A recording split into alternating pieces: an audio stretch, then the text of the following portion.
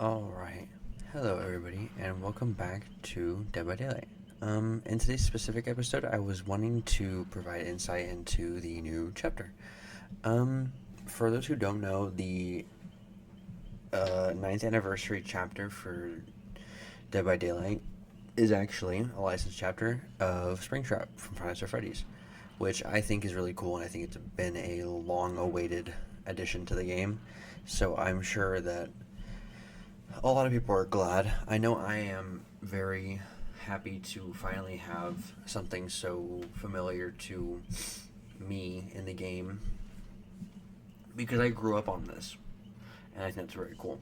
Um, I would just wanted to go ahead and give a little bit of an idea of the killer's power and new perks, and just kind of go around the new map while testing them out. But first of all, we're going to go ahead and look at the description of the killer, and that is here. So I'm going to try and put this into simple terms because it is a little confusing. I'm going to go ahead and specifically speak on the terms of the killer because there is survivor interaction with the killer's power, but I'm going to go ahead and talk specifically with the killer. The killer has an ability very similar to the Huntress in the sense that you throw an axe, which I saw and I was like, that's very similar, but it is interesting in the way that it is different because the fire axe that he throws will hit survivors and it does damage them, but it becomes lodged in the survivor and the survivor has to remove it. But if the survivor does not remove it, the aura of the axe continues to stay in the survivor and you can see them through walls, which is a very good way of tracking. So you have that, but then at the same time there's a whole separate map feature to the game for this killer, and that is the security system. There are 7 security doors, as it says, that can be accessed by the killer, and if you interact with it, you enter the door, and then you are given the option to transport yourself to any of the other 7 or 6 doors. And in doing so, it plays the animation, but then you show up where you were intended to go. So this killer is sort of a combination of a Huntress and a Demogorgon, but there are certain aspects of this killer that work in weird ways. Specifically, if you throw an axe at a loop and you miss the axe, but this axe sits in the ground, if a survivor enters like a little bubble that appears around the axe, they give off killer instinct. So it's a good way to, I guess, track survivors, but it's not an ultimately super powerful effect because for the most part you do know where survivors are. It's just hard to say how much of an impact that specific feature will play, but it does just come with time, and I'm sure that there will be changes to the killer in the future. But that's sort of like the general gist of this killer, because I don't want to try and get into the survivor aspect of it because I feel like that's a more complicated avenue to explore. But in the meantime, we're going to go ahead and jump into a game. But first, actually, we're going to go ahead and talk about the perks. Phantom Fear is one of the new killer's perks, and basically what happens with this is it's a reversed effect of Scene Partner. Not reversed in the sense that it does the opposite thing, it's just the opposite side has it now.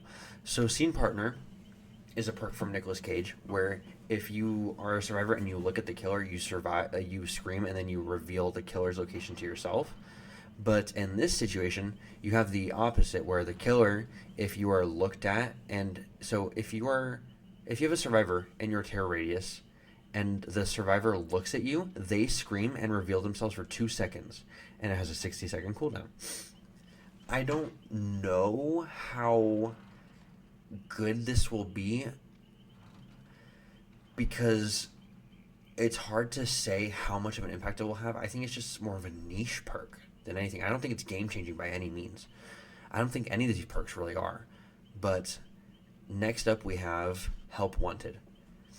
Help Wanted is an interesting perk because I don't, again, with all these perks, I don't know how well they're gonna, like how much of an effect they're gonna have on the game. This perk activates when you damage a generator. When that generator that you had damaged is completed, your successful basic attack cooldowns are 25% faster for 60 seconds, which is good. The 25% faster is good. That is a very hefty decrease in time. And that kind of thing will help you end chases. So I think that this perk of the 3 could be the best in a long-term situation. Like, I think that this is the best perk overall. Next up we have Haywire, which I think is personally the least interesting and least effective perk, because this perk activates only in the end game, which means you have to be losing the game, first of all. Second of all, it only activates when people don't finish exit gates, which could pay off in certain situations, but overall I think it's going to be a little iffy. Basically what it does is it causes the exit gate switches to regress if you leave them without opening the gate, which I feel like this perk is going to be very obvious. It's going to be very obvious that the killer has it, and I feel like people are going to just open the gate, and it's really not going to make a difference. Because this is just a perk that punishes 99 gates, which I feel like a lot of people don't do as much now. Overall, I think this is the weakest perk of the 3. I think Haywire is the worst. I think Help Wanted can be good, and I think Phantom Fear is more of a niche and information perk, but at the same time, the 60-second cooldown feels like a lot. But I guess there will probably be some tweaks considering this is only day 1 of the PTB, but we will see. But after going over the perks and the killer's power, we're going to go ahead and jump into a game against bots just for some testing. And I will see you in a minute.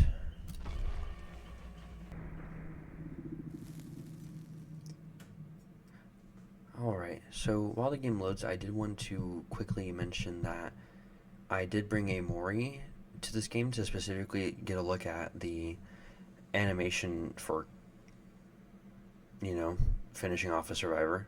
And I also did send us to the new map. One thing I did want to quickly say before I get into the game is this killer is very interesting in the sense of like animations. But as you see now, I'm going to go ahead and get in this door and pick a door I want to teleport to where I think the survivors may be, which I'm going to go ahead and go to door number 5. And then you play this little animation as you go through, and then you end up on the other door. It's a very quick and interesting way of going about the map, but at the same time, it is very reminiscent of the demo we're going to teleport, especially in the instance where you get the undetectable status effect afterwards to provide that little bit of stealth to sneak up on them.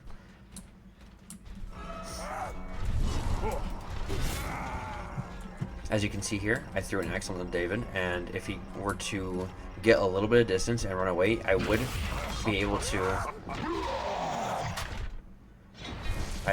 to see him through the wall.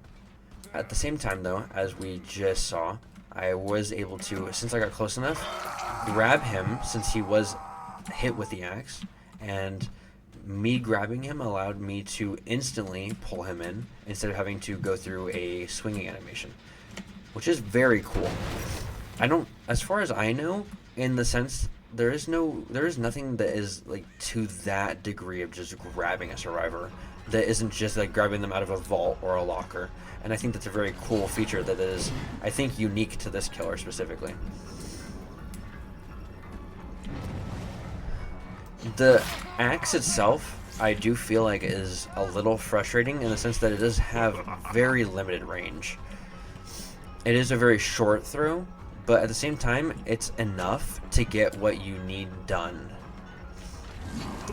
especially when you get them in tight spaces like this. It is very similar to Huntress in that way. When you throw the axe, if you miss and you land the axe in a specific area, you do leave the axe behind, and it does create a little bubble of killer instinct, as I mentioned. And as you can see now, my help wanted perk actually just activated. So I'm going to go ahead and try and find some survivors and take advantage of that.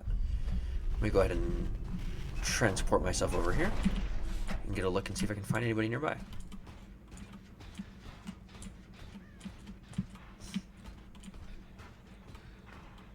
As far as I can tell, I'm not seeing any survivors. Let's go ahead and interrupt this unhook over here.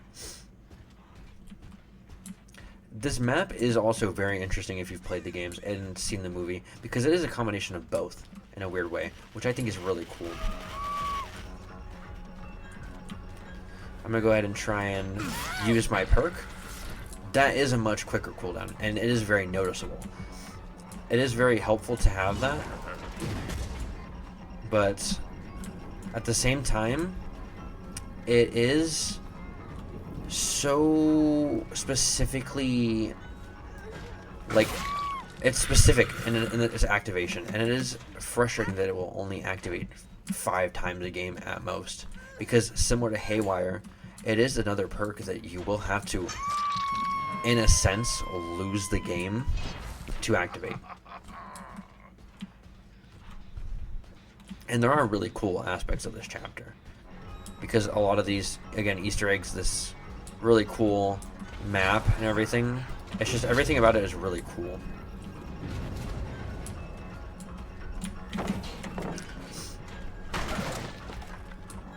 And again, as I was saying earlier, this is another this is a really interestingly done, like, killer for animations.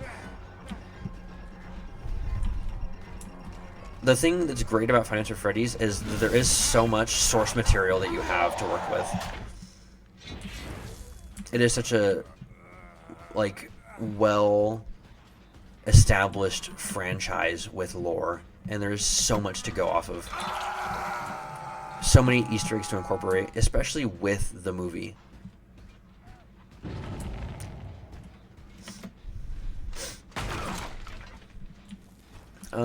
So far, I haven't really gotten a chance to activate Haywire, obviously, because it is not anywhere near the end of the game. I am getting occasional screams and everything, but at the same time, the people I'm revealing are people that I am already aware of their location. Like that, I already knew they were there. So it's not activating at exceptionally crucial times. So there is that issue, but it is cool to have, and it is helpful to some extent, at least. And I do think that this killer isn't entirely underpowered, but there are downsides to this killer. Oh, I think David might be more able, so I'm going to go ahead and run him out here into a better line of sight, drop him, and we're going to go ahead and use him more. You're mine now.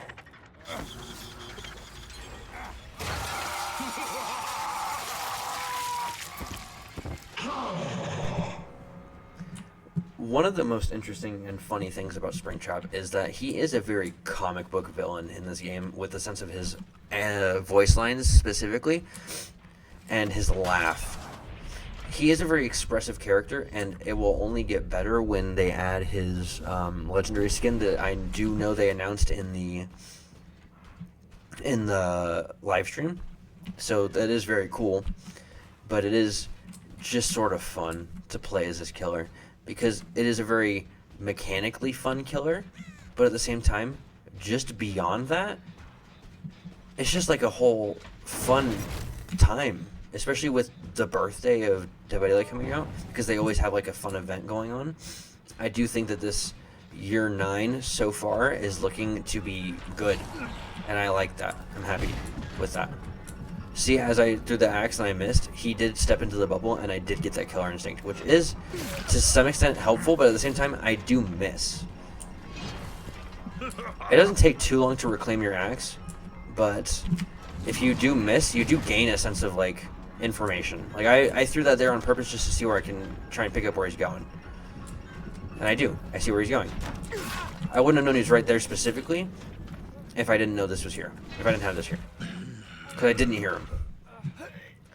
But at the same time, I do wonder if I didn't hear him because of how loud that axe radius is. Because that is a loud ambient noise.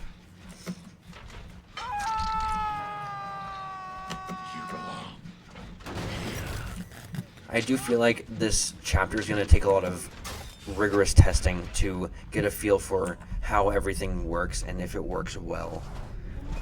Because I cannot limit myself just to one game and say that this perk is good, this whole chapter is good. I feel like I need more information to go off of.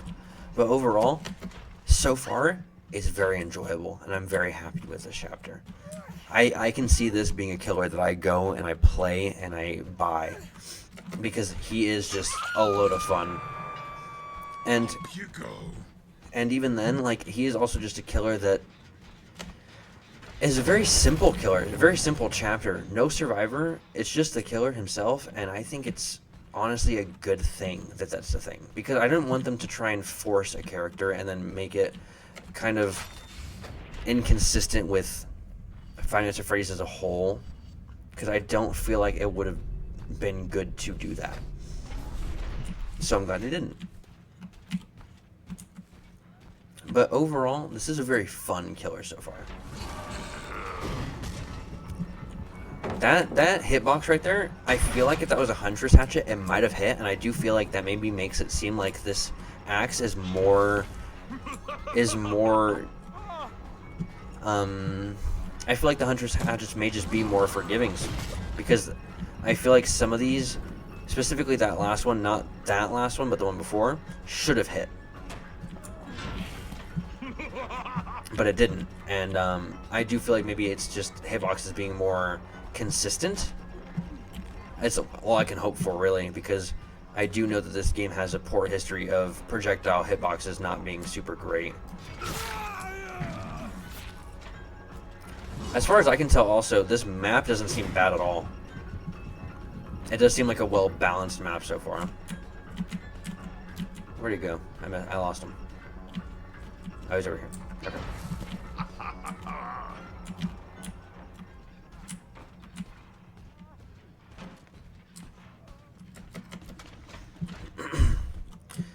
Kind of losing Jake here, but we're going to go ahead and find him again.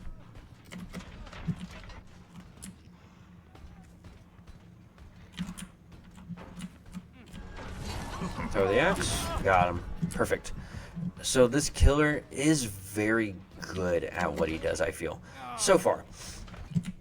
Obviously, this isn't against real players, and I do feel like real players will find ways to counteract his power in very easy ways. But so far, with what I've experienced, I do feel like it is a cool character. And I do feel like he works well. Another thing that I was thinking is, you're not really getting a lot of the killer player interaction because I am playing against bots, and I don't know if the bots are ready for this killer in that interaction.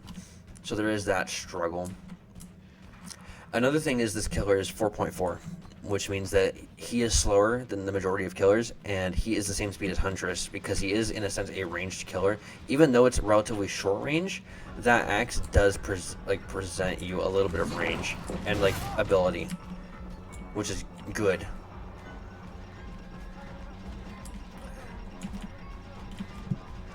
But I feel like so far everybody is sort of kind of crumbling.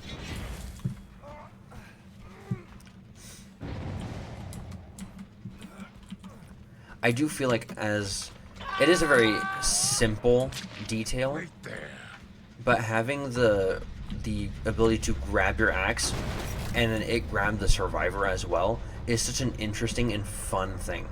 It's so simple, but having it be an ability is so cool because it makes it so you skip the cut, like the cooldown of swinging and then having to pick up. You just automatically pick up, which is very cool, very helpful. We're gonna go ahead and chase. I think this is Nia, yeah. That should be 3 volts. Yep. And then she screams because I'm here. And then right there. Got her. It is it is so similar to playing Huntress with the lining up the axe shots, but yeah.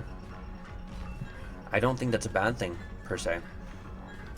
I want to get this axe grab, because it's a very cool animation that I want to experience. Oh, I got it there. Oh, it cut it off. Oh well. It's a little iffy with when the like animations will play. But for the most part, it does seem to work pretty well. I can taste your fear.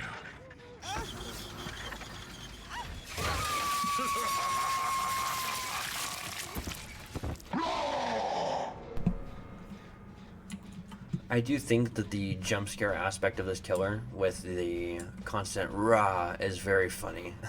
Again, it's playing into the comic book villain so well, and it's just so fun to me.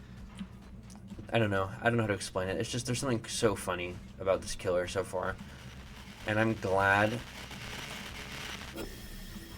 that this killer works the way he does. But the Jake got the hatch, which it's fine. Overall, it was a fun game, especially trying the new killer. I didn't really get much use out of Haywire, considering I beat them before they finished Launch Generator. Help Wanted did give, like, I think 1 hit of value, but even then, like, I didn't get anything afterwards, so I did catch up a little quicker, so that's cool. Phantom Fear, I think, gave the most value, even though I was really only getting screams from people I was looking at, so it's hard to say with these perks. I think they're more niche than anything, and I don't think Haywire is really going to do much, but overall, very cool killer, very good animations, very well done overall, especially the map. I think the map is very visually pleasing, and I don't think it's too bad either. It's pretty small. Overall, I think it's just a good chapter so far.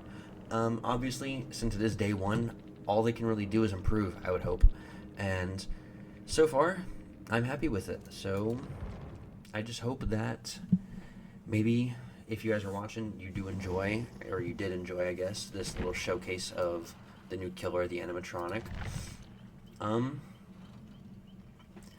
In the meantime, I appreciate you guys watching.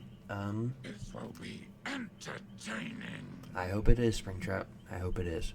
But we are just about done here. Can't really think of anything else to really show off too much, but if in the future there is glaring changes, maybe I will revisit this and have a little bit of a display for them again.